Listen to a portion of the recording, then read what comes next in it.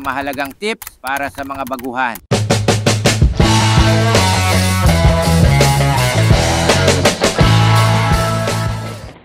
Magandang araw mga ka-My Way, si Rio Nisalanoy at welcome sa ating channel. Ngayong araw, pag-uusapan natin kung paano mag-umpisa ng native chicken farming. Kung ikaw ay baguhan sa larangang ito, tamang-tama itong video para sa iyo. Tara, simulan na natin. Una sa lahat, bakit nga ba maganda ang native chicken farming? Ang mga native chicken ay mas matibay at mas madaling alagaan kumpara sa mga commercial na breed. Mataas din ang demand sa kanilang karne at itlog dahil mas natural at organic ito. Kaya kung gusto mong magsimula ng isang sustainable at profitable na negosyo, ito na ang sagot. Bago tayo magpatuloy, kung nagugustuhan ninyo ang video na ito at marami kayong natututunan, huwag kalimutang i-like ang video na ito at mag-subscribe sa aming channel. I-click na rin ang bell icon para lagi kayong updated sa mga bago naming tips